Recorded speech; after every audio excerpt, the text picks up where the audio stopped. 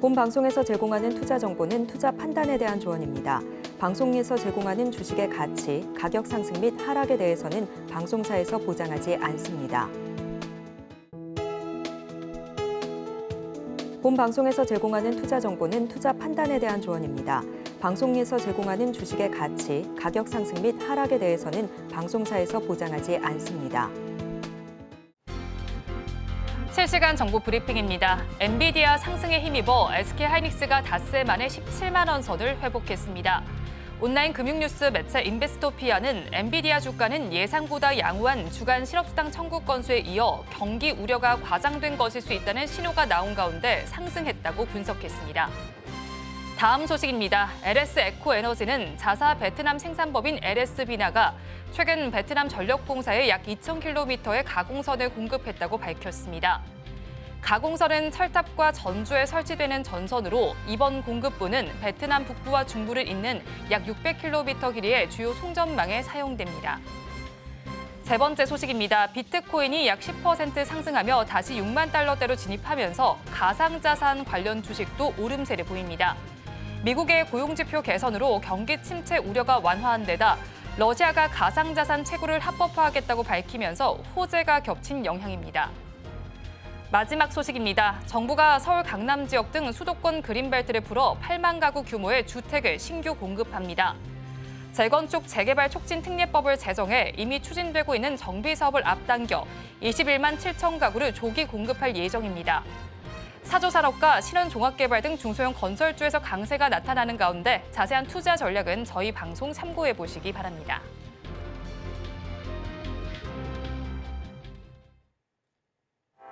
시청자 여러분 안녕하세요. 오늘장 내일장 일부 이 시각 시황으로 문 열어보겠습니다. 여러분 이번 한 주 정말 고생 많으셨습니다.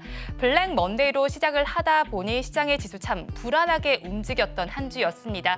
그래도 한 주의 마지막 거래일인 오늘은 상승 기조가 나타나고 있습니다. 고용 불안이 조금 잠잠해진 덕분입니다. 자, 이렇게 또 지표가 하나씩 발표되면서 시장이 흔들리다 보니까 다음 주에 발표될 지표도 주시를 해보셔야겠는데요. 중요한 지표인 PPI와 CPI가 나란히 발표가 될 예정입니다. 이에 따라서 불안감이 거치고 다음 주에는 명확한 방향성이 잡히기를 바라보겠습니다. 자, 그렇다면 자세한 지수 상황 살펴보겠습니다. 양대 시장 지금은 상승 기조가 나타나고 있습니다. 코스피 시장에서는 1%대로 코스닥 시장에서는 2%대로 상승 양상이 펼쳐지고 있습니다. 그렇다면 양대 시장은 어떻게 움직이고 있는지 하루 동안의 움직임 이어서 체크해 보겠습니다. 코스피 시장의 경우에는 장 초반이 가장 고점을 찍어내는 모습이 나타났습니다. 2,600선까지도 올라가던 지수는 점차 고점을 낮춰가는 모습이 나타나면서 지금 시간이 가장 저점을 기록하고 있습니다. 2,582.81포인트의 거래가 진행되고 있습니다. 코스닥 시장 이어서 살펴보겠습니다. 코스닥 시장은 조금 다른 모습이 나타났습니다만 그래도 코스피 시장을 조금 따라가는 모습이 나타납니다. 장 초반이 가장 저점이었는데 저점을 다시 쓰는 모습이 나타나고 있습니다. 지금 762선의 거래가 되고 있고요. 장중 가장 고점은 768선까지도 올라가는 모습이 나타났습니다. 다음으로 수급 양상도 체크해 보겠습니다. 코스피 시장을 먼저 살펴보겠습니다. 코스피 시장에서는 외국인과 기관이 동반으로 매물을 출회하는 가운데 개인 투자자들만이 홀로 사는 모습이 나타나고 있습니다. 외국인은 6거래일 매도 양상을 펼치고 있고요. 기관은 7거래일 매도세를 펼치고 있습니다. 이 안에서도 연기금의 경우에는 5거래일 연속 매수 양상 펼칩니다. 규모를 살펴보니까요. 외국인은 1,000억 원대로 팔아내고 있고 기관은 300억 원대로 팔아내고 있습니다. 반면에 개인 투자자들만이 홀로 1,000억 원 넘게 사들이고 있습니다. 다음으로 코스닥 시장으로 넘어가서 살펴보겠습니다. 코스닥 시장에서는 반대되는 수급 양상이 나타나고 있습니다. 외국인과 기관이 쌍끌이 매수를 해주는 가운데 개인 투자자들만이 홀로 파는 모습이 나타나고 있습니다. 오늘 코스닥 시장의 지수를 끌어주는 주체가 바로 외국인과 기관으로 볼 수 있겠습니다. 규모를 살펴보면 외국인은 85억 원, 기관은 400억 원대로 사들이고 있고요. 반면에 개인 투자자들은 홀로 400억 원 넘게 팔고 있습니다. 이어서 시가총액 상위 종목들의 분위기 살펴보겠습니다. 코스피 시장을 먼저 살펴보겠습니다. 코스피 1위부터 5위 종목 내에서는 혼조 양상이 펼쳐지고 있습니다. 미국 미국에서도 반도체주가 좋았는데 우리 시장에서도 반도체주의 강세가 두드러지게 나타나고 있습니다. 대장주인 삼성전자는 1%대, SK하이닉스는 4%대 강세 흐름을 나타내고 있습니다. 삼성전자의 경우에는 장중 3%대까지 오른 이후에 상승분을 조금 축소한 모습이 나타나고 있고요. SK하이닉스의 경우에는 시초가가 5.75%대까지 올라가기도 했습니다. 일주일 만에 17만 원대로 올라와 있고요. 지금의 주가가 정확히 17만 원을 가리키고 있는 양상이 펼쳐지고 있습니다. 다음으로 살펴볼 종목 LG에너지솔루션입니다. 2차 전지주도의 강세를 보이고 있는데 이 종목에서는 약세가 나타납니다. 0.78%의 약세 흐름이 나타나고 있고요. 다음에 위치한 삼성바이오로직스의 경우에는 연속적으로 강세를 보이다가 오늘 장에서는 차익 실현인 매물이 나오고 있습니다. 1.95%의 내림세가 나타나고 있습니다. 상대적으로 오늘 자동차 주도 견조하게 움직이고 있습니다. 현대차의 경우에는 2%대 강세 흐름이 나타나고 있습니다. 다음으로 코스피 6위부터 10위 종목으로 넘어가서 살펴보겠습니다. 6위부터 10위 종목 내에서는 신한지주를 제외한 모든 종목에서 상승 기조가 뚜렷하게 나타나고 있습니다. 셀트리온의 경우에는 0.15%의 강보 합세가 나타나고 있습니다. 미국 주요 PBM과 보험사 등 26개 업체의 진펜트라 등재를 완료했다는 소식이 들려오고 있고요. 11시를 앞두고 고점을 찍은 이후로는 주가가 방향성을 잡지 못하는 모습이 나타나고 있습니다. 다음으로 기아에서도 강보 합세가 나타나고 있고요. 금융주인 두 종목은 엇갈리는 표정을 짓고 있습니다. 다음으로 코스닥 시장으로 넘어가서 살펴보겠습니다. 1위부터 5위 종목에서는 모두 빨간불이 들어와 있습니다. 오늘 2차 전지주 관련해서 분위기가 괜찮다라고 말씀을 드렸는데 에코프로 그룹주에서 그 분위기를 확인을 해볼 수가 있겠습니다. 에코프로 비행과 에코프로의 경우에는 6%대 강세 흐름을 나타내고 있습니다. 현재 내부자 거래로 실형을 살고 있는 이동채 전 회장이 8.15 특별 사면에 포함됐다는 소식 속에서 급등 양상을 펼치고 있습니다. 오늘 장중에는 9%대까지 강세를 보이는 모습이 나타났습니다. 다음으로 살펴볼 종목은 알테오젠입니다. 오늘까지도 상승세를 더해주고 있습니다. 3%대 강세 흐름 나타내고 있고요. 이에 따라서 지난 금요일과 월요일 19% 빠진 부분을 상당 부분 만회하는 모습이 나타나고 있습니다. 6거래일 만에 지금 30만 원 선을 회복하는 모습까지 나타나고 있습니다. 다음으로 셀트리온 HLB와 삼천당 제약에서는 1에서 2%대 강세 흐름이 나타나고 있습니다. 6위부터 10위 종목으로 넘어가서 살펴보겠습니다. 6위부터 10위 종목 내에서도 분위기는 굉장히 좋습니다. 셀트리온 제약 이어서 살펴볼 텐데요. 앞서서 살펴본 셀트리온과 오늘 기조가 비슷하게 나타나고 있습니다. 0.63%의 강세를 나타내면서 8만 원 선은 간신히 지켜주고 있는 모습이 나타나고 있습니다. 휴젤의 경우 이어서 살펴보겠습니다. 보톡스 관련주들의 실적이 긍정적으로 나오고 있습니다. 휴젤의 경우에 어제 좋은 실적을 발표하면서 어제장보다 오늘 장 더 강세를 보여주고 있습니다. 2%대 강세를 가져가면서 26만 5천 원 선에 거래가 되고 있고요. 메디톡스의 경우에도 호실적을 발표하면서 함께 좋은 기조가 나타나고 있습니다.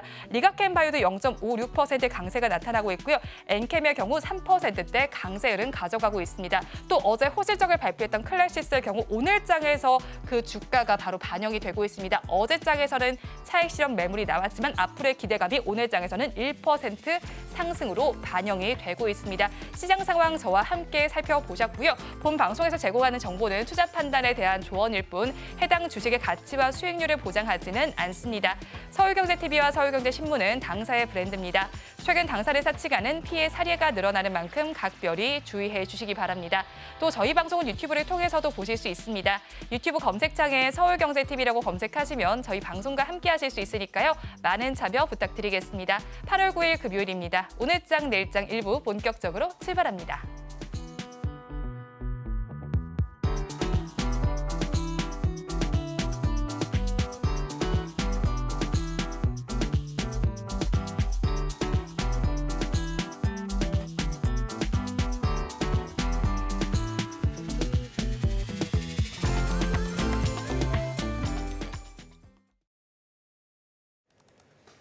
네, 안녕하십니까 여러분.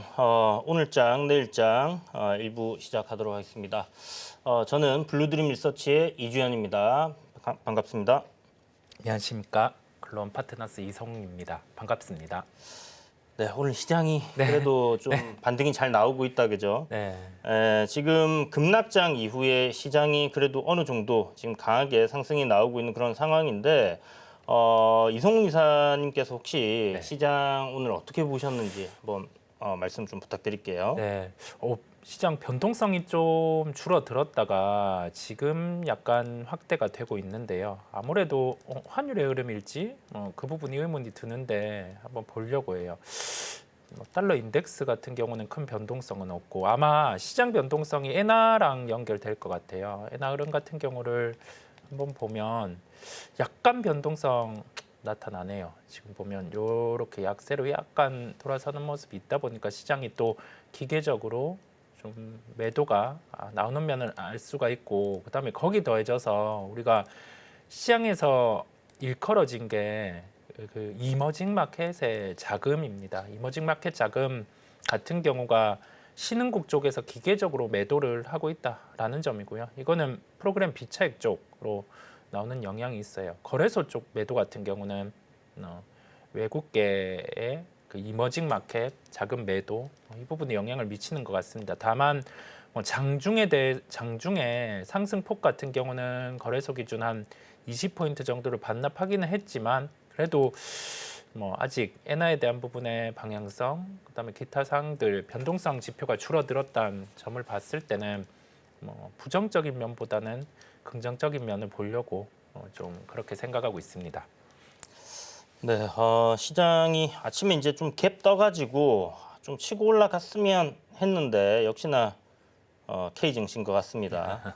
일단 그래도 아직은 여전히 시장이 보시는 것처럼 코스닥이나 코스피나 일단 상승을 유지해주고 있는 상황이고요. 코스닥이 오늘 상대적으로 2차 전지 쪽이 강한 흐름이 나와주고 특히나 이제 제약바이오 섹터가 그동안에 이제 시장의 주도 섹터였는데 이번에 이제 반등 나올 때 보면 가장 좀 빠르게 올라왔던 부분도 역시 제약바이오 섹터였던 것 같습니다. 그러다 보니까 이제 코스닥이 오늘 상대적으로 좀 강한 흐름들 계속 보여주고 있는 그런 상황이다라고 보시면 좋을 것 같고요. 외국인들의 매수세가 안 들어오네요. 네, 그죠? 그러니까요. 이 좀 이제 들어올만 하지 않나라는 생각을 했는데 아쉽게도 수급적인 부분이 지금 굉장히 좀 계속해서 시장은 반등이 나오고 있습니다만은 좋지 않은 그런 상황으로 흘러가고 있는 것 같고요. 지금 급락 나온 이후에 며칠간 시장을 상승으로 주도하고 있는 건 개인의 매수세라고 볼 수 있을 것 같아요. 이런 흐름들이 과연 이제 얼마나 좀 지속될 수 있을까라는 부분으로 시장을 좀 봐야 될 것 같고요. 증시는 이제 한 4거래일 정도 됐죠. 반등이 나오기 시작한 지. 그러다 보니까 종목들이 첫날 반등 나올 때는 이제 거의 다 같이 반등 나오는 흐름 하루 이틀 정도는 그렇게 움직였는데 이제는 조금 종목별로 좀 갈리는 섹터별로 조금 갈리는 그런 흐름들이 나오고는 있습니다. 그러나 여전히 다양한 섹터, 다양한 종목들에서 반등 흐름이 이어지고 있는 상황이고요. 수급이 좀 분산돼서 움직이고 있다. 이렇게 보시면 좋을 것 같고 장이 이제 갭 상승 출발했다가 이렇게 눌리는 모습이 나오다 보니까 테마주들 역시나 좀 강한 흐름들 재건이라든지 미 대선 관련 테마들 오늘 아침에도 좀 강하게 한번 움직이는 모습들이 나왔죠. 4대강 댐 건설 관련된 그런 것들도 오늘 움직임이 괜찮았고요. 이게 좀 별로 반가운 소식은 아니지만 코로나19가 재확산한다는 이야기에 진단키트 관련주들이 이제 급등을 하고 있는데 1,000원짜리를 요즘 4,000원에 팔고 있다. 물량이 부족하다. 거기다가 이제 아프니까 특별한 치료제는 없는 상황이지만 그래도 우리 감기약 같은 거 먹지 않습니까? 네. 감기약이 이제 또 부족하다 이런 얘기들이 나오더라고요. 그래서 그런 모멘텀을 타고 움직이는 종목들이 계속해서 좀 나오고 있는 그런 시장이다라고 보시면 좋을 것 같고 7월 들어서면서의 이제 시장 색깔이 좀 바뀐 부분들 이게 급격하게 지금 이번 급락장 나온 이후에 다시 바뀌느냐 하면 그런 것 같지는 않아요. 계속해서 기존에 주도를 하던 섹터들 거기에 더해서 이제 실적 발표들이 계속 나오고 있다 보니까 실적이 잘 나오는 기업들 같은 경우는 또 주가 반등 탄력이 굉장히 강하게 올라오거나 신고가를 갱신하는 그런 흐름들도 이어지고 있는 그런 상황이라고 보시면 좋을 것 같습니다. 그래서 오늘 시장 한 줄평 반등장 속에 불안한 변수들이라고 제가 했는데 네.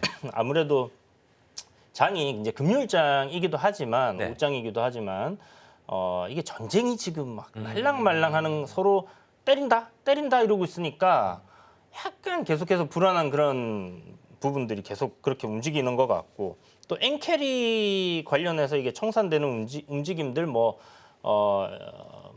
BOJ에서 이제 금리 관련해 가지고 이제 다시 번복하는 그런 상황이 발생을 해서 좀 없어지나 하는 생각은 들지만 여전히 뭔가 시장은 어떤 급락장 이후에 투심이 제대로 돌아오는 그런 흐름은 아닌 것 같습니다. 그래서 지금 뭐 미 대선도 남아 있는 상황이고요. 9월에 이제 금리 인하 여부, 뭐 50bp 아니, 25bp 아니, 뭐 이런 얘기들 많이 나오고 있는 상황이기 때문에 저는 사실 이런 그 공포와 불안감을 그 계속 달고 시장이 상승할 거라고 생각하거든요. 그래야 그런 공포 속에 매수하지 못하는 사람들이 위에서 사줄 거다. 뭐 이거 음모론적으로 봐야 될지는 모르겠지만 우리 항상 고점에서 이렇게 빵 터질 때 개인들이 확 들어와 줘야 되는 거라고 생각을 하는데 그렇죠. 네. 근데 지금 뭐 바닥에서 개인들이 올리고 있는 상황이라서 이번에 이게 맞는 건가 하는 생각은 들지만 뭐 아무튼 불안감 속에 시장은 계속해서 반등 흐름은 잡히고 있는 것 같습니다.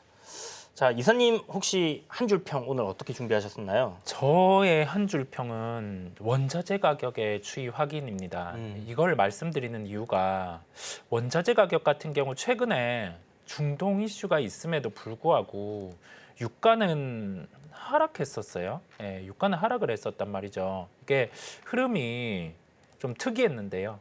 이런 식으로 유가 같은 경우는 한 70불까지 WTI 기준으로 하락을 했다가 자 이틀간 반등이 나와요. 중동 이슈 같은 경우를 안고는 빠졌다가 이게 의미하는 바가 원자재 가격이 빠질 때 우리가 시장에서는 어떤 점이 우려가 됐었냐라고 하면은 수요죠. 수요의 부재 이 단어를 많이 들어보셨을 텐데 수요의 부재가 발생 가능함은 경기 침체를 안고 오는 거였습니다. 그렇다 보니까 유가 같은 경우도 그렇고 금, 은, 구리 모두 하락을 하는 상황이었거든요. 그런데 우리가 경기 침체 같은 경우 이게 오면은 어떤 현상이 발생을 하냐면 안전자산을 선호합니다. 그러면 금 가격이 올라가겠죠. 그런데 이 진정한 침체 때는 어떤 게 나오냐라고 하면은 금 가격이 빠져요. 그 어느 것도 믿을 수가 없는 거죠. 그런데 이번에는 금 가격 같은 경우는 빠지지는 않았어요. 예, 그렇다 보니까 우선은 원자재 가격이 요 이틀간 반등이 나온 이유가 시장 안에서 우리가 두 가지 지표를 봤었죠. 미국에서 연준은 고용과 물가를 타겟으로 해서 금리를 결정을 하는데 고용 물가와 관련된 그 GDP죠. 성장률 GDP 나우 데이터 같은 경우를 예상치를 올렸어요. 실제 예상치보다 잘 나온 거죠. 예, 예상치를 올리는 흐름이 나오고 그때 시장은 흐름이 괜찮았고 거기 더해져서 어제 주간 실업수당 청구 건수 그 부분도 시장이 우호적으로 나왔어요. 경제 지표를 보니 매크로 시장 안에서 경기 침체라고 일컬을 만큼 데이터는 안 나온 거죠. 긍정으로 나온 거죠. 예, 그렇다 보니 시장은 반등이 나오는 모습이고 원자재 가격 추이 같은 경우가 여기에서 꺾여 내려가면 경기에 대해서 또 부정적인 신호구나 그렇게 좀 해석을 하고 보시면 될 것 같아요. 지금은 뭐 여기에서 바닥에서 이렇게 돌리는 흐름을 봐서는 그래도 부정적인 면은 아니고 긍정의 무게를 두고 우선 단기적으로라도 시장을 보시면 되겠습니다. 그러게요. 이게 사실 이제 유가 같은 경우가 이제 보통 그런 지표인데 요번에 전쟁이 난다. 네. 이란과 이스라엘 전쟁이 난다 하면 보통 유가가 급등을 해야 되는데 그렇죠. 네. 경기 침체 이슈가 시장을 좀 잡아먹으면서 오히려 상승하지 않는 모습들을 보였었거든요. 네네. 말씀하신 것처럼 뭐 경기 침체가 아니라고 하면 사실 원자재 수요는 계속해서 증가한다라고 봐야 되는 부분이니까 우리가 이런 부분들에 좀 주목을 하면 좋을 것 같다라는 생각이 듭니다.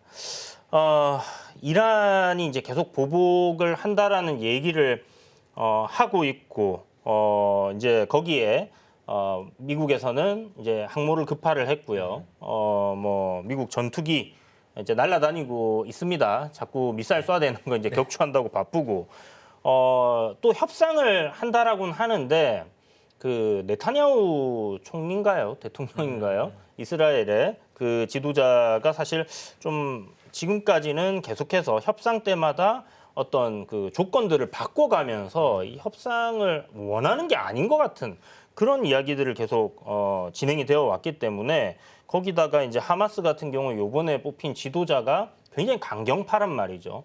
과연 협상이 잘 될 것인가라는 그런 우려감은 분명히 시장에 좀 존재를 하는 것 같고요.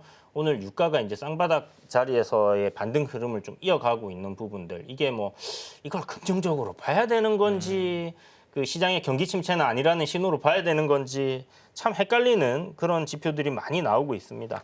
그러다 보니까 시장이 또 시원시원하게 올라가지 못하는 그런 부분들도 분명히 있는 것 같다라는 생각이 들고요. 이럴 때일수록 여러분들이 중심을 잘 잡고 가시는 게 필요할 것 같습니다. 자, 그러면 여기서 우리 앵커님 브리핑을 잠시 듣고 다시 돌아오도록 하겠습니다.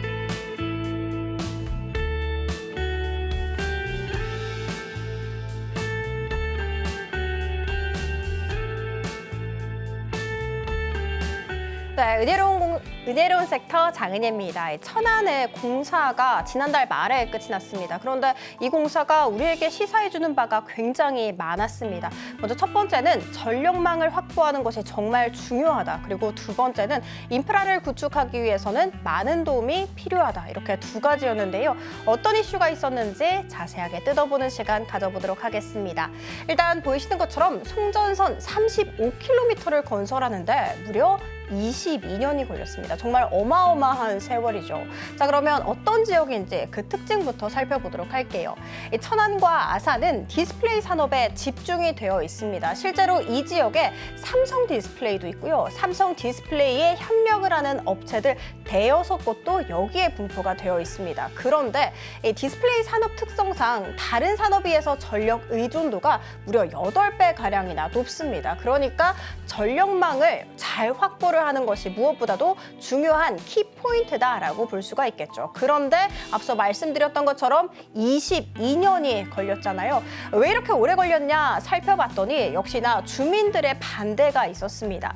송전선이 지나가게 되면 암에 걸릴 수 있다라는 이야기를 하면서 반대에 나섰던 것인데요. 이로 인해서 2002년에 사업 발표를 시작을 했거든요. 그런데 주민과 협상하는 데에만 12년이나 소요가 됐습니다. 자, 이 같은 상황 속에서 3년 뒤인 2017년이 돼서야 또 첫 삽에 뜰 수 있었다라고 이야기 밝히기도 합니다. 전문가들은 이렇게 말을 하고 있습니다. 이런 지연 사태는 두 번 다시는 일어나서는 안 된다. 공사가 지연이 되게 된다면 앞으로 이 추가 비용이 발생이 될 것이고 이 추가 비용이 발생이 되게 된다면 결국에는 전기요금 인상으로 이어질 수 있다라고 꼬집어 말하고 있었습니다. 그런데 이 전문가들의 의견은 사실 정부 그리고 정치권도 동의를 하는 모습이었습니다. 보이시는 것처럼 전력망 특별 법안 제정을 준비 중에 있거든요. 그런데 이 특별 법안에 무엇이 들어갔냐 살펴봤더니 정부 주도의 위원회가 설치되는 것이다라고 이 사항이 들어가 있습니다. 자, 그러니까 그 말은즉슨 정부 주도 하에 공사를 진행하게 된다면 앞서 살펴드렸던 주민들의 반대 이런 것을 빠르게 처리를 할 수가 있잖아요. 그래서 공사 기간 자체가 굉장히 단축될 수가 있다라는 것이 가장 큰 특징이었고요. 이런 소식 속에 사실 LS 에코에너지 역시도 호재를 꺼내놨습니다. LS 에코에너지가 베트남 전력공사에 무려 2,000km의 가공선을 공급했다라는 이야기를 전해줬고요. 이 같은 소식 속에 LS 에코에너지 같은 경우에는 장 초반 빠르게 급등세를 보여주고 25%까지 급등했습니다. KBR 메탈, 대원 전선 모두 다 두 자릿수 강세를 보여줬다는 것이 굉장히 특징적이었습니다. 자, 그러면 다음 이슈로 한번 넘어가 보도록 하겠습니다. 제가 다음으로 준비한 이슈는 바로 그린벨트 이야기인데요. 사실 아파트값, 특히 서울 같은 경우에는 20주 연속으로 고공행 행진을 하고 있다라는 이야기 전해졌습니다.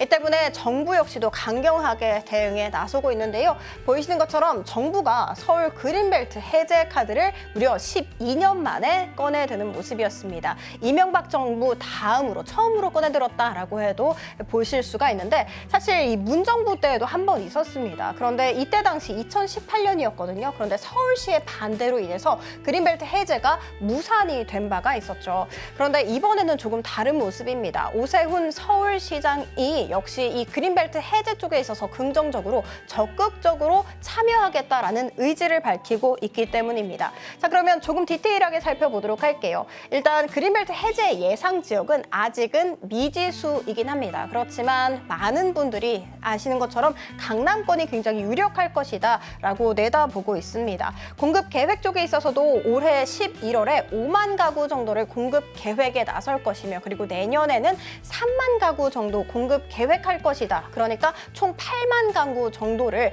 공급 계획에 있다라고 정부는 밝히고 있습니다. 이뿐만이 아닙니다. 재건축과 재개발 쪽에 있어서도 사실 정부가 그동안은 규제라는 포지션을 취하고 있었거든요. 그런데 대폭 전환을 해서 이제는 지원이라는 포지션을 취하고 있습니다. 이 때문에 정비 사업 역시도 속도가 잘 날 수 있을 것이다 라는 이야기 모아지고 있고요. 관련 종목들 역시도 떠들썩하게 움직임을 보여주고 있는데 그 중에서도 신원 종합개발과 상제 건설과 같은 건설 중소형단에서 상한가 안착하는 기업을 토해냈고요. 이화공영 역시도 두 자릿수 강세 이어가고 있습니다. 이 사조산업 같은 경우에는 많은 분들 이거 수산 아니야 하실 수 있는데 아닙니다. 오늘 같은 경우에는 그린벨트로 엮여 있습니다. 실제로 이 사조산업이 이 하남시에 골프장을 갖고 있습니다. 그런데 이 골프장의 60%가 그린벨트에 묶여 있다라는 이야기 부각받고 있기 때문에 지금 장중에 한때 상한가 터치 시도까지 했다는 거 알려드리도록 하겠습니다. 자, 그런데 이런 레파토리는 사실 사조산업 그리고 또 오늘만 있는 것이 아닙니다. 어제도 있었더라고요. SG 세계물산 같은 경우에는 관악구 쪽에 또 땅을 갖고 있다라는 소식이 부각받으면서 어제 20%대까지 급등 마감을 했거든요. 그런데 오늘 장중 한때 5%대까지 급락을 했다라는 점 체크를 해주시면 좋을 것 같습니다. 사실 그린벨트를 해제를 하더라도 7년이나 입주하는 데까지 기간이 소요가 된다고 합니다. 당연히 공사 단계부터는 관련 종목들이 수혜를 받아갈 수 있긴 하겠지만 당장은 아니라는 점 그리고 공사까지도 사실 오랜 기간이 소요될 수 있다라는 점에서 단순 테마성으로 봐야 하지 않을까라는 생각은 듭니다. 자, 이렇게 이슈 정리를 해보도록 할 테고요. 그리고 국내 테마 탑3로 들어가 보도록 하겠습니다. 오늘 준비한 국내 테마 탑3는 반도체와 2차 전지 강세에 있었는데 간밤에 실업수당 청구 건수가 예상치를 하회하게 되면서 경기 침체 우려가 조금은 꺾이는 모습이었죠. 그리고 또 AI가 돈을 앞으로 벌어줄 수 있을지 없을지 여기에 대해서는 아직은 의문입니다. 그렇지만 빅테크 입장에서는 앞으로 AI 투자에 25년에서 26년간 투자를 지속할 것이다라는 전망이 나오고 있는데요. 왜냐하면 이때 투자를 하지 않게 되면 다른 기업들에게 뒤처질 수 있기 때문입니다. 이 같은 소식 속에 필라델피아 반도체 지수, 엔비디아 모두 다 6%대 급등 마감했고요. 그 흐름 그대로 이어와서 오늘 SK하이닉스와 한미반도체 4%대 강세 이어가고 있습니다. 삼성전자 역시도 강세 보이고 있습니다. 자, 그리고 두 번째는 바로 2차 전지입니다. 테슬라와 루시드, 리비안 모두 다 급등 마감했는데도 이야기가 있지만 사실 오늘 에코프로 그룹주 쪽에 있어서도 개별 호재가 있었습니다. 8.15 광복절을 맞이를 해서 보통 사면을 해주는 경우가 있거든요. 그런데 이 사면 명단에 누가 있냐 살펴봤더니 에코프로 그룹주의 전 회장 이동채 전 회장이 여기에 포함이 되어 있다고 합니다. 참고로 이동채 전 회장은 8월에 자본시장 통합법 위반을 받아서 지금 징역 2년의 선고를 받은 바가 있다라는 거 체크를 해드리도록 하겠습니다. 자, 사면될 수 있다라는 기대감 모아지면서 에코프로 머티 같은 경우에는 두 자릿수 급등세를 보여주고 있고요. 에코프로 비행과 에코프로 모두 다 강세 보여주고 있습니다. 한 7에서 8%대 추가 강세 나오고 있다는 거 체크해드리도록 할 테고 그리고 연일 강세를 보였던 조선 쪽에 있어서는 오늘 약세로 자리를 잡았고요. HD 그룹주 일제히 약세 보이고 있습니다. 은혜로운 섹터 장은이었습니다.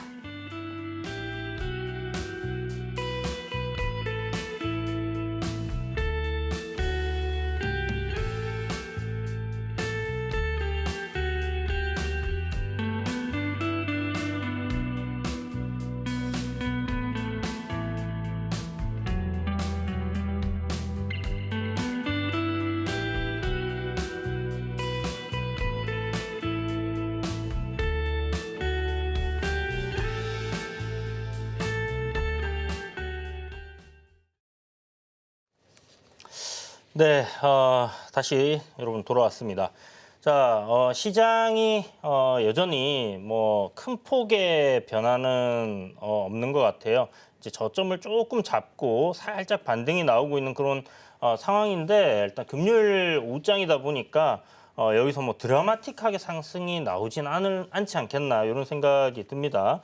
아무튼 이런 상황에서 이사님 혹시 네. 지금 주목하시고 계시는 섹터가 있으실까요? 오늘 이 흐름들 보면 좀 균등하게 오늘은 움직이는 것 같아요. 2차 전지 같은 경우가 좀 눈에 띄고요. 아무래도 좀 대표적인 종목 에코프로나 에코프로 BM이 오르니까 네네. 연결해서 종목들 같은 경우가 좀 강한 걸 볼 수가 있고, 그다음에 제약바이오 쪽 같은 경우도 뭐 코로나 영향도 있지만 우리 보톡스 쪽 기업들이 실적이 좋았어요. 이제 다 발표했거든요. 네네. 대웅제약이 조금 처지기는 했는데 대웅제약 외에 뭐 메디톡스, 그다음에 휴젤 같은 경우가 긍정적인 실적이 나왔습니다. 그래서 메디톡스 같은 경우는 오늘 한 10% 정도 상승을 하고 있어요. 어제가 특이했어요. 이게 11% 하락을 했다가 다 끌어올리는 흐름이 나타났었거든요. 미리 아는 사람들이 산 거 아닐까요? 그러니까요. 네, 이게 참 뭐 이렇게 빠졌다가 올라오는 건 다 뭔가 이유가 있더라고요. 네, 그런 흐름들이었고 휴젤은 오늘은 변동성을 좀 수반을 하는데 주가가 이렇게 막 이평이랑 이격이 벌어져 있다 보니까 그런 현상인데요. 실적이 워낙 좋았고 오늘 공시 하나가 있었거든요. 이 공시 부분에서 좀 특이한 게 우리 종목들 보통 이렇게 공시를 들어가서 보면 풍문 또는 보도에 대한 해명인데 미확정이라는 공시를 냈습니다. 이 미확정이 휴젤의 상장 폐지를 고려하는 부분인데 CBC 그룹이죠. 공동 최대 주주인데 지금은 지배구조 관련해서 전략적인 방안을 검토 중이라는 얘기를 했어요. 검토는 하고 있다. 아직 의사결정 내리기에는 시간이 필요하다. 이 점은 진행할 수도 있다는 점이잖아요. 그렇죠. 3개월 이내 재공시를 한다라고 했고요. 예정일이 11월 8일이니까 뭐 이 부분까지 같이 체크해서 한번 또 자진 상패로 네. 또 좋은 기업들은 시장에서 자꾸 자진 상패로 빠지고 네, 그러니까요. 이렇게 되면 좀 네. 좋지는 않을 수 있는데 이 휴젤 같은 기업이나 좀 전에 말씀하셨던 메디톡스 이런 기업들 주가 흐름 보면 지금 신고가 네. 저항단 다 갱신을 하고 있습니다. 네. 확실히 시장이 좋지 않았다가 반등이 나올 때 이렇게 좀 좋은 기업들이 신고가로 가는 그런 흐름들이 많이 보이는 것 같고요. 역시나 또 제약바이오 섹터 안에서의 그런 흐름들이 계속 이어지는 게 아닌가라는 생각이 드는데 뭐 이 우리가 기존에 좀 좋지 않았던 섹터들도 있고 그다음에 뭐 7월달 계속 좋았던 섹터들이 있는데 그 좋았던 섹터들 내에서 어떤 눌림이라든지 돌파라든지 계속해서 수급이 쏠리고 있는 쪽에서의 어떤 매매 관점은 접근을 해봐야 되지 않겠나라는 생각이 들고 뭐 밸류적으로 싼 기업들 같은 경우는 우리가 또 산업이 이렇게 계속해서 또 사이클을 타고 올라가는 쪽은 분할 매수 관점으로 접근을 해봐야 되지 않나. 약간 좀 양면성을 가지고 우리가 봐야 되는 그런 시장인 것 같습니다.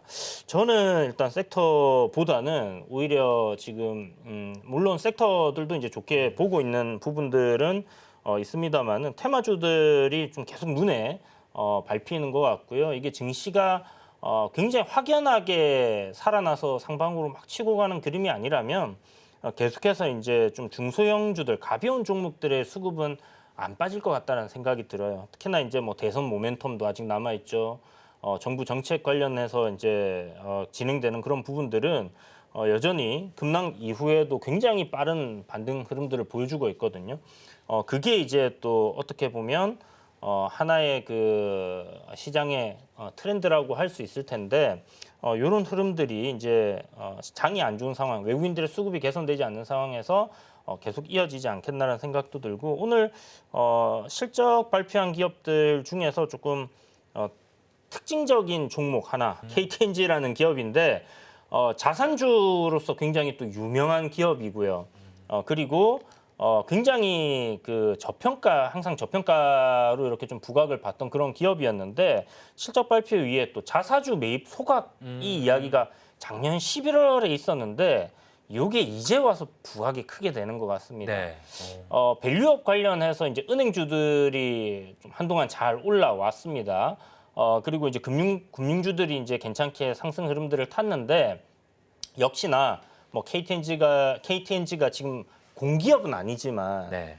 그런 이미지가 좀 강하잖아요. 그리고 여기에 사장단들도 정권이 바뀌거나 하면 어떤 이 교체가 일어나는 그런 기업들 중에 하나다라고 본다라면 정부의 입김이 강하게 작용하고 정부가 팔목을 비틀면 아야 아픈 척이라도 해야 되는 그런 기업인데 밸류업 프로그램에 또 뭐 맞춰서 이런 정책을 발표한 건 아니지만 그래도 이런 부분들이 지금 밸류업이 부각을 받고 있는 상황에서 또 이 자사주 매입을 하는 게 아니라 소각까지 한다. 그것도 1조가 넘는 금액을 한다라고 하니까 주가가 굉장히 이렇게 긍정적인 반응을 보여주고 있는 것 같습니다.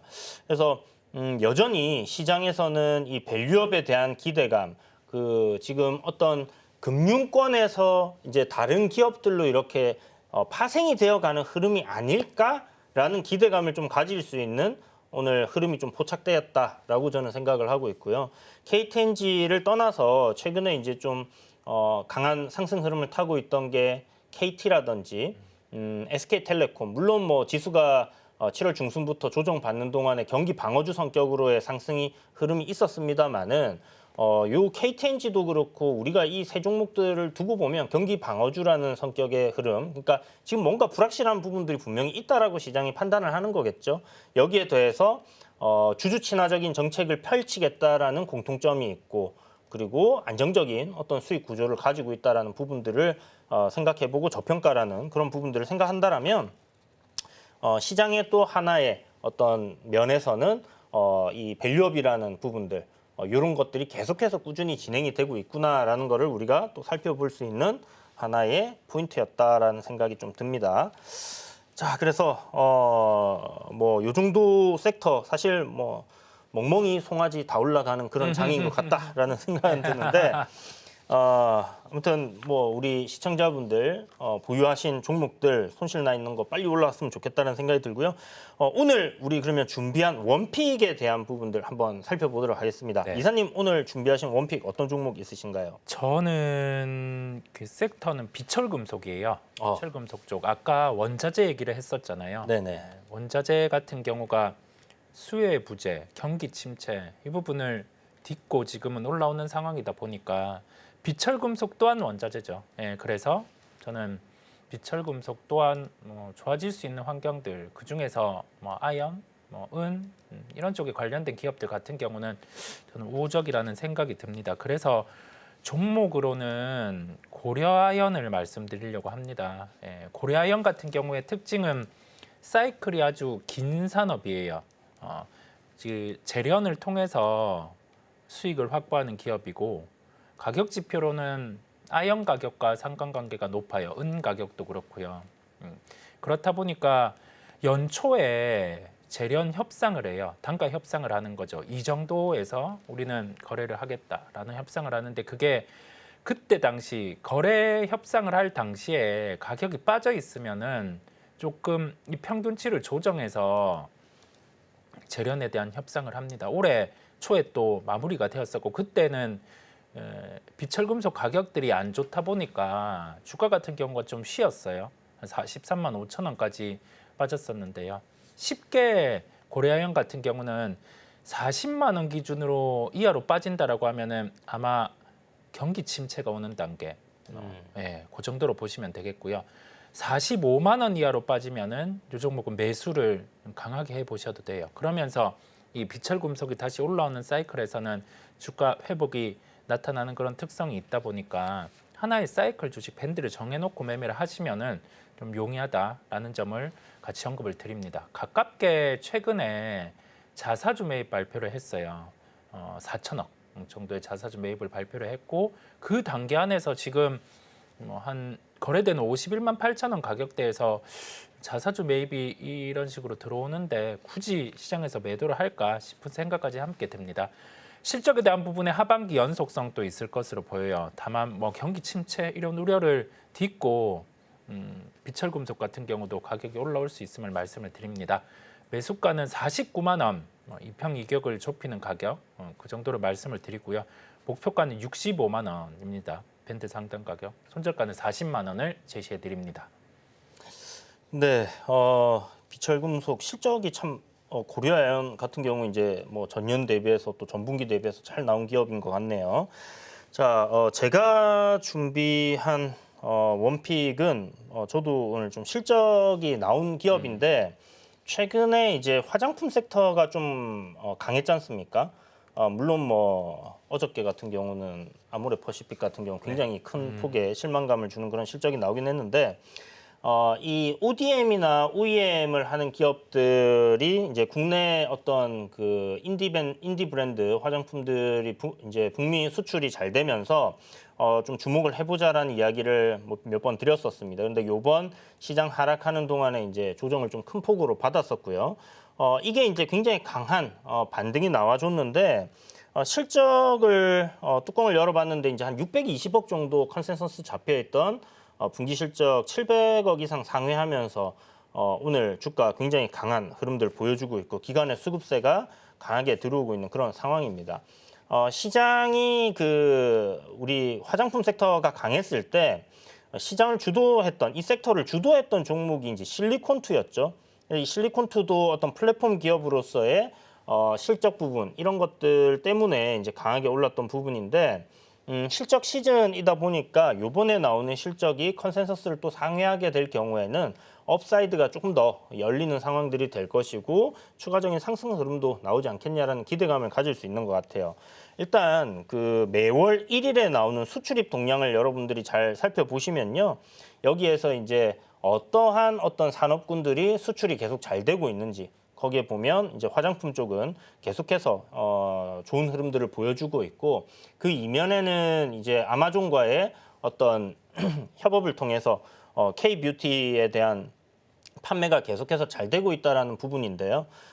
그 셀러 미팅 우리나라에서 이제 그 컨퍼런스를 좀 주관했던 아마존 한국 콜마와 함께 했었습니다. 그래서 한국 콜마는 이제 이 화장품이 국내 어떤 브랜드가 성공을 하든지 간에 좀 많이 성공할 경우 이쪽에서 이제 중자 생산을 할 수밖에 없는 그런 상황이겠죠. 그래서 그런 부분으로 우리가 좀 접근을 한다라면 이 화장품 섹터의 상승 흐름을 쭉 이어가는 부분에서의 공략은 충분히 해볼 수 있는 그리고 또 저평가 메리트까지 있는 그런 기업이기 때문에 좀 부담 없이 매수할 수 있는 기업이지 않겠냐라고 볼 수 있을 것 같습니다. 그래서 지금 현재 뭐 급락 나온 이후에 다시 한번 21선과 60일선 기술적으로도 회복시켜 놓았고 이제 저항 자리를 돌파하는 부분만 남겨놓고 있는 그런 상황인데요. 지금 오늘 뭐 저항권에서의 매물이 조금 출회되는 그런 모습인 것 같아요. 아무튼 요 종목의 어떤 그 가격 전략 같은 경우는 오늘 사실 좀 종가에 조금 더 빠져줬으면 좋겠다. 아니면 오늘 아니더라도 뭐 내일 정도 오늘 이제 저항권까지 올라왔으니까 하루 정도 쉬어가는 그런 눌림들 나올 수 있다 생각하시고 63,600원, 뭐 500원 요런 구간대에서 한번 입을 벌리고 기다려 보는 것도 방법이다라는 생각이 들고요. 손절 가격이 중요하겠죠. 손절가는 지금 여기 좀 잘못 적혀 있는데 59,900원 잡으시고요. 목표가는 71,500원 정도 일단은 1차적으로 보시면 될 것 같습니다. 근데 기본적으로 현재 시가총액이 1조 5천억 정도인데요.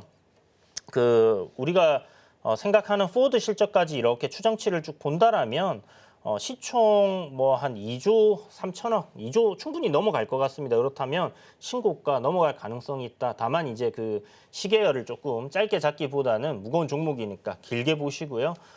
조정 시 시장이 좀 불안정하잖아요. 조정 시에는 좋은 종목이다 생각해서 저점단을 매수할 수 있는 종목이구나라는 부분들을 체크해놓고 보시면 좋을 것 같습니다. 자, 그럼 이제 저희 1부 마감하기 전에 오늘 남은 시간 어떤 전략 필요할지 이사님 한번 말씀해 주시겠습니까? 그래도 상승의 무게를 둡니다. 그래도 상승의 무게를 두고요.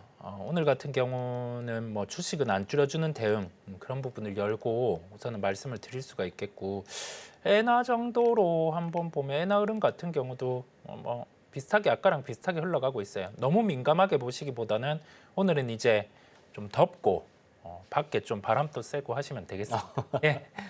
네, 뭐 사실 금요일 오장을 막 이렇게 또 열심히 매매한다고 해서 성과가 그렇게 잘 나온 경우들이 없기 때문에 이 뭐 말씀하신 대로 맛있는 거 사 먹으러 간다든지 오늘 같이 날씨 더울 때 또 빙수가 생각나는데 뭐 그런 것들 사 드시러 가는 것도 하나의 방법이지 않겠나라는 생각이 드네요.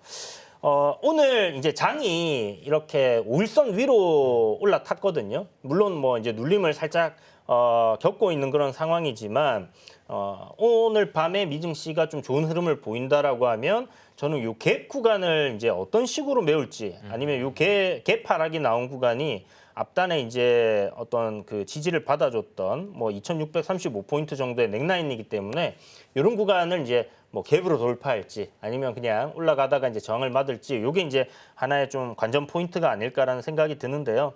문제는 이제 거래 대금이 줄어들면서 또 수급이 계속 안 좋은 상황이라는 겁니다. 이런 상황에서 이제 외국인들이 들어오면서 위로 상방으로 한번 쏴주는 흐름이라든지 기관이 이제 그 깃발을 들고 선두 역할을 좀 해준다면 긍정적으로 볼 수 있을 것 같은데 좀 전에 말씀하셨던 것처럼 이제 엔화의 흐름이라든지 미증시의 흐름 이런 부분들이 많이 좌지우지하는 그런 모습들이 나올 거기 때문에 너무 그 급하게 지금 반등이 나오다 보니까 급한 마음에 뭔가를 막 사야 될 것 같고 하신 분들이 있으실 거거든요.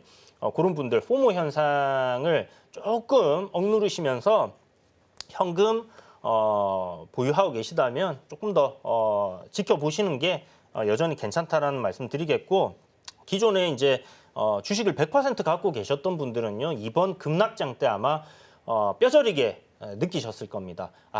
이 급락장이 시간이 지나 보니까 결국 이렇게 강하게 반등이 나오고 종목들이 뭐 하루 이틀 사이에 10% 20%씩 올라오는데 그게 그 기회를 살리기 위해서는 현금이 있어야 된다라는 거를 느끼셨을 텐데 그런 현금을 좀 확보할 수 있는 기회, 이 계좌 관리를 위한 뭐 미국 대선까지는 계속해서 좀 시장이 불안정한 흐름들 이어질 가능성이 높다라고 보신다면 그렇게 현금 비중 확대를 이번 반등장 기회를 살려서 좀 진행하시는 거.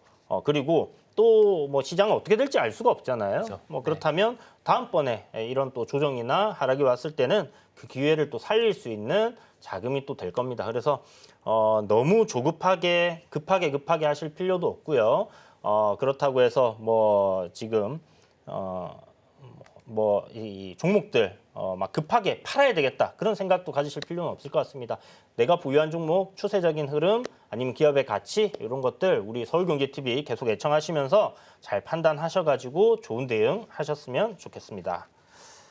자, 그럼 지금까지 블루드림 리서치의 이주연이었습니다.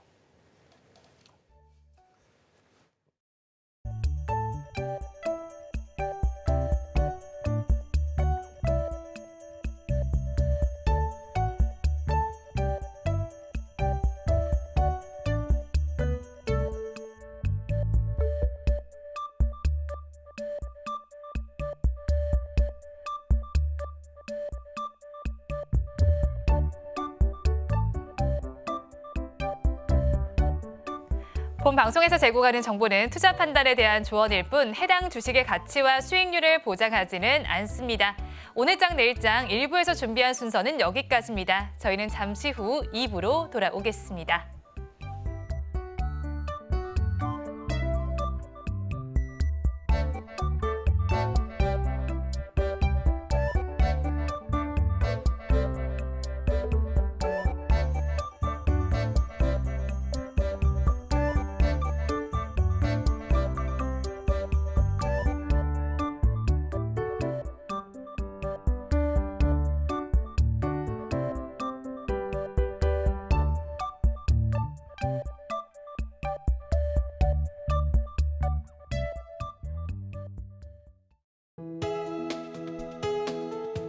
본 방송에서 제공하는 투자 정보는 투자 판단에 대한 조언입니다. 방송에서 제공하는 주식의 가치, 가격 상승 및 하락에 대해서는 방송사에서 보장하지 않습니다.